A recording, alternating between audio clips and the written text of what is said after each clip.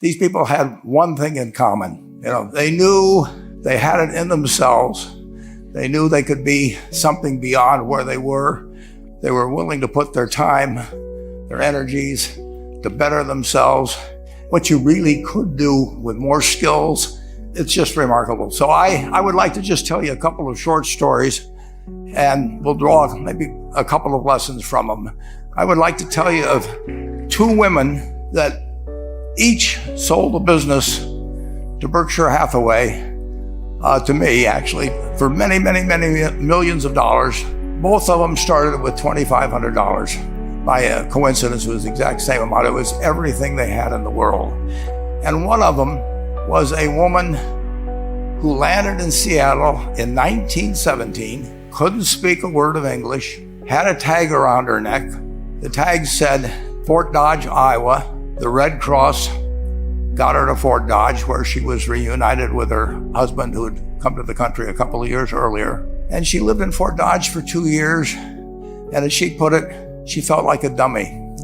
She couldn't pick up the language. She couldn't learn a word. And so she and her husband decided to move to Omaha. So they came to Omaha in 1919.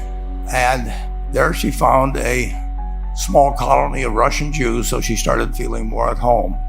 And then as her oldest daughter went to school, she would come home, this daughter, Frances, and she would teach her mother the words she'd learned in school that day. And this woman, Rose Blumpkin, spent 20 years saving money, bringing first her siblings over, her mother and father, $50 at a time. She sold used clothing to do it.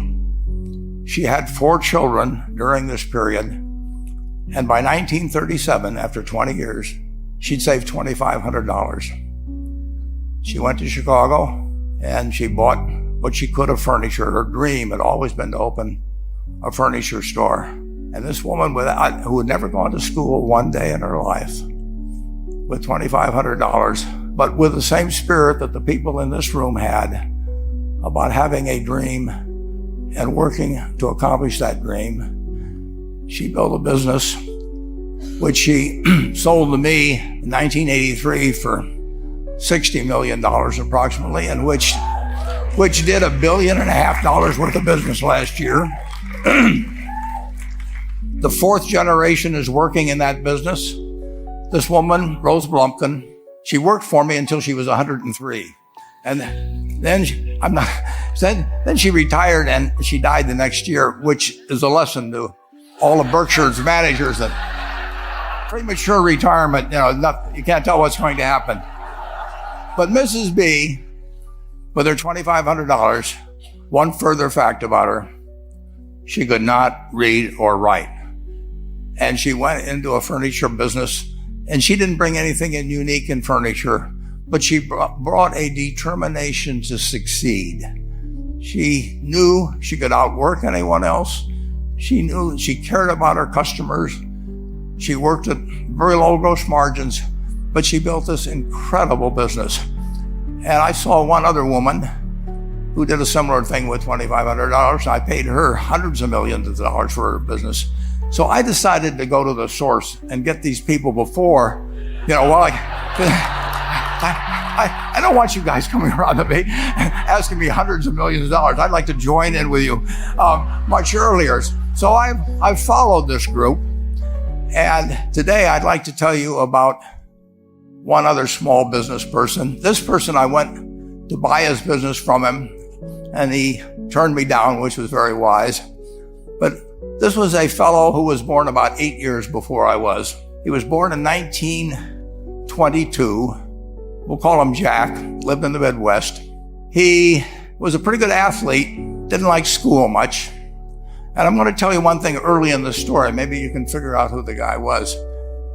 The company he built hires more college graduates each year than any other company in the United States. And this fellow, who was destined for this but did not know it, Jack, went to college for a year and then dropped out. He really wasn't that interested in school. And the year he dropped out was 1941. And when the the United States became under attack, he went down to the Army Air Force recruiting station, volunteered, and they turned him down because he had hay fever. So he went over to the Navy and again volunteered, and they took him. They put him on an aircraft carrier. He flew small flight airplanes during World War II, got 2 distinguished flying crosses from the Navy, and then he came back to the Midwest. So now we've got a young guy, probably by this time he would be 23 or 24 years old. And the interesting thing is, he got back to the Midwest, and he actually kind of went from one job to another for a short period of, or not such a short period of time. And he finally became a used car salesman at a Cadillac dealership in St. Louis, Missouri. And at age 35, having moved up in the organization, the sales organization, he said to his boss, "Could I go into car leasing business with you?" The boss said, "Well, if you'll cut your salary in half and you'll come up with, I think it was $25,000, which he borrowed, we can become partners in a car leasing company." So my friend Jack started at age 35 in the car leasing business. And he had 7 cars. It was pretty slow. In fact, one of the things he did was whenever the phone rang, he let it ring 3 or 4 times so people would think that he was very busy answering other phones. And of course, it was the only call he was going to get all day. So his first venture was okay, but it wasn't really going to go anyplace. And there's a lesson in this for all of us. At age 40, he decided with 17 vehicles, 17 cars, he was going to go into competition in the rent-a-car business. So now he's taking on Hertz and Avis and National and people like that who have hundreds and hundreds of thousands of cars.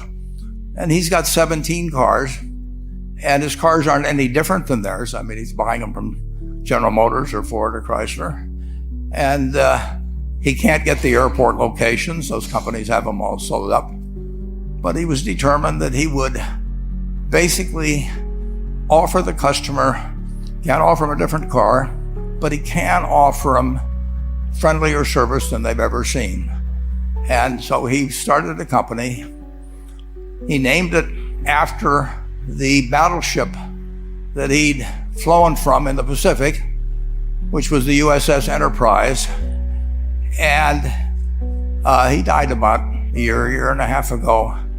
But when he died, his rent-a-car company, starting with those 17 cars, was worth more than Hertz and Avis and all the rest of the rental cars put together.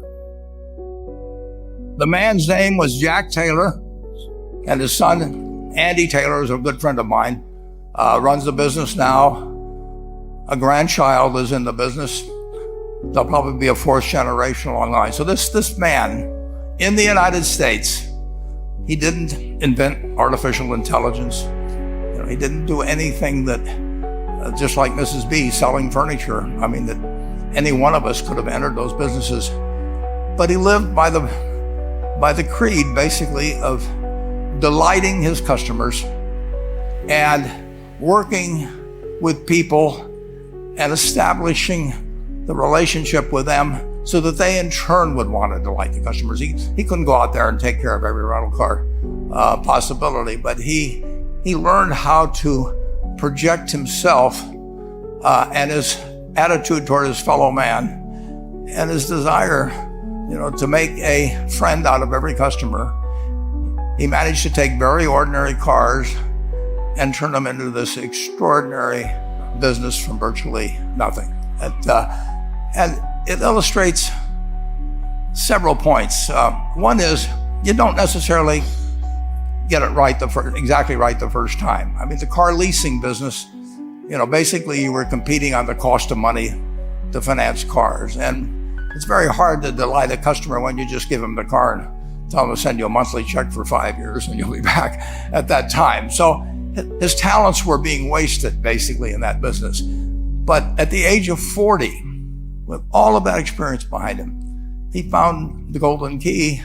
He took a very ordinary business and turned it into an absolutely extraordinary operation, just like Mrs. B or Rose Blumpkin did with furniture. And he didn't worry about whether the Federal Reserve was going to tighten or ease. He didn't worry about whether the stock market was up or down yesterday. He didn't worry about the things he couldn't change, but he did focus on the one thing he could change, and that was the customer's experience.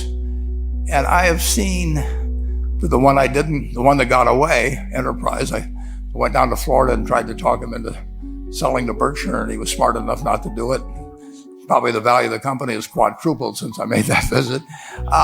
But he was smart enough to see that he would find that business. Henry Ford, as you may know, failed twice before he started the Ford Motor Company in 1903. I mean, the test isn't whether you get the greatest business idea in the world the first time out.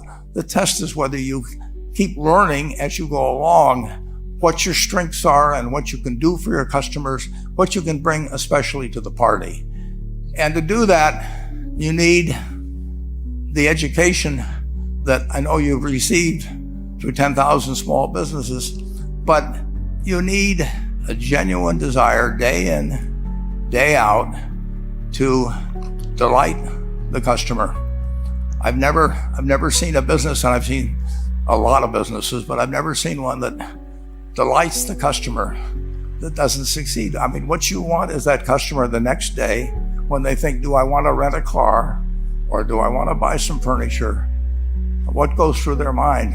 You know, it's the place where they've had a great experience. I don't know what I paid for this tie. Actually, probably if somebody gave it to me, but for the purposes of this speech, I will say I have no idea, but or the shirt I'm wearing, or this, but I do know, I will remember how I was treated when I bought it. I mean, you long forget about the price, but you never forget whether you had a good experience or a poor experience with the purchase experience.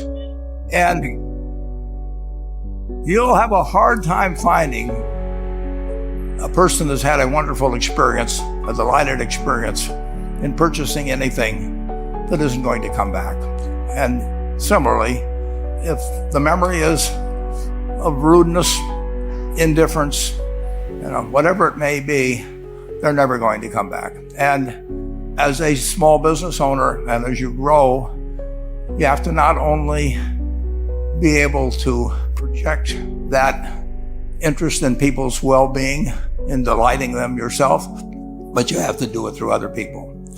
And you won't be able to do it through people who themselves do not feel they're being fairly treated, that their views aren't appropriately considered.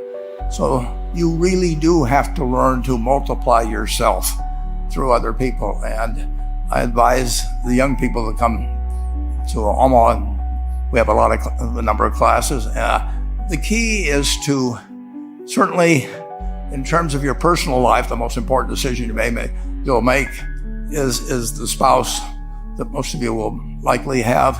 And it's very important to surround yourself with people that are better than you are. You are going to move in the direction of the people you associate with. So you constantly, I've been enormously lucky in that respect. I mean, I've just had teachers and friends and a spouse that really was a better person than I was. And I had enough sense to learn from these people that life went better if you behave better yourself. It took a while.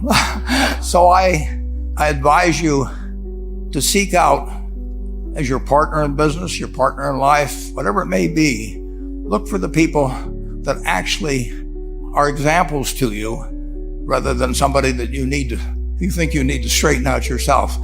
And simple rules like that, delighting customers, working through other people, associating with people that will cause you to move in a better path than you might otherwise have, they will take you so far in life that it's hard to believe. I mean, they took Rose Blumpkin without being able to speak a word of English, couldn't read or write.